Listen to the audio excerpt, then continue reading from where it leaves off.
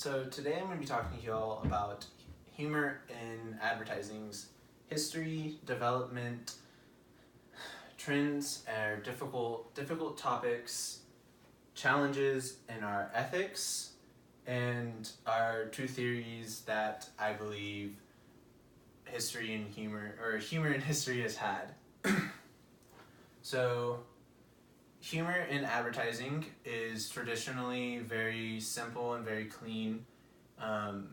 Back in the early 1800s, Weinberg did a theory on it where we use humor to sell a product, and the only people that really used humor in advertising were shopkeepers, and for that humor they used their signs.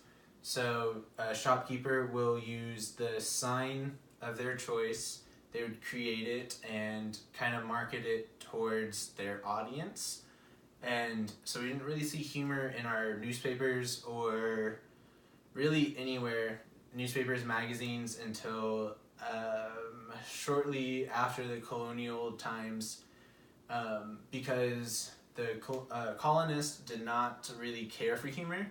They were more straight to the point, and if you didn't say exactly what you were selling when you were selling it, they didn't really care because they had so much to do with the short amount of time they had during their days.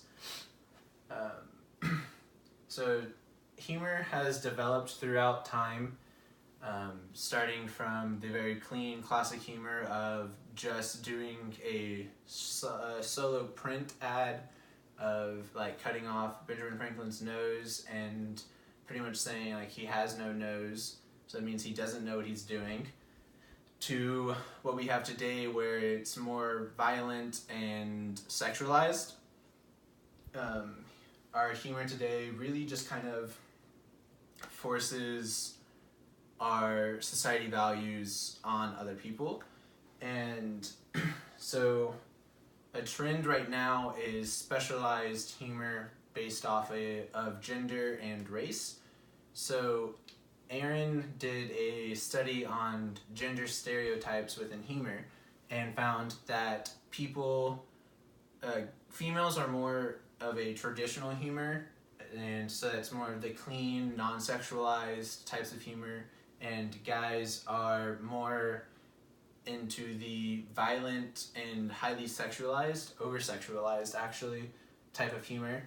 I fall victim to that. I think violence is sadly funny.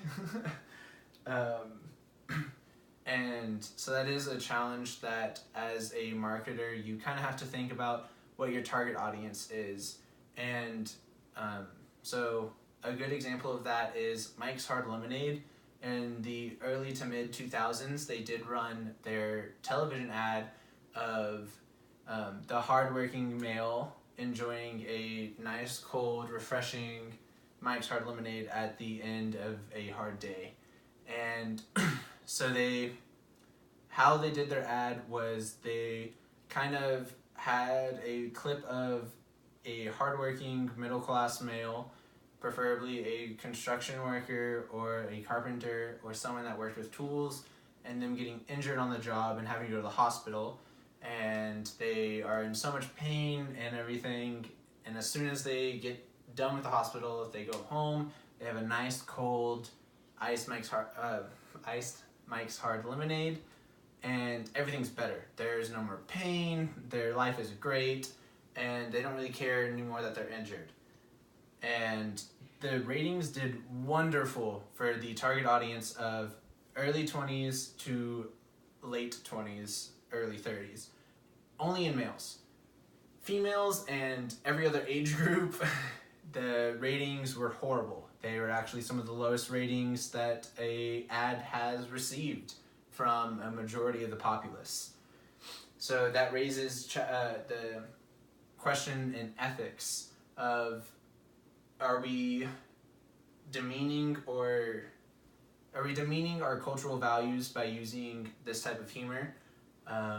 I personally do not think that we're demeaning our cultural values. We're just more accepting of different types of humor, and we see how the humor is effective towards different types of people.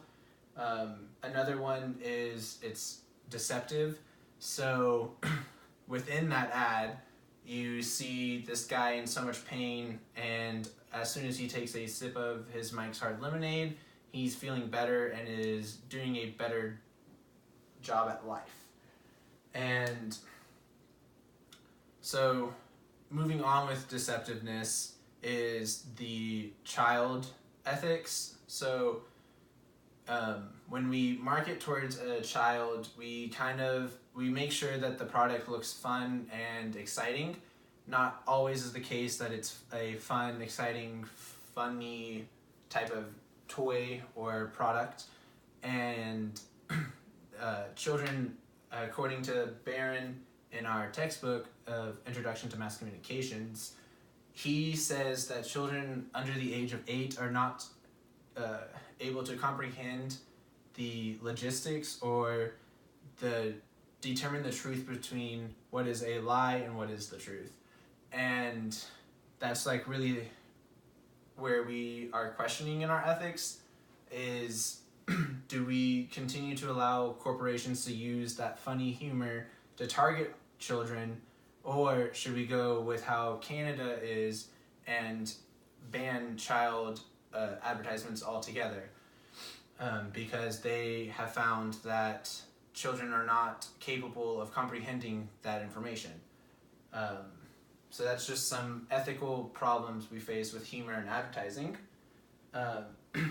So I know we were supposed to be choosing one theory, but since humor and advertising is so broad and has so many different types, I decided to choose two that best suited humor overall.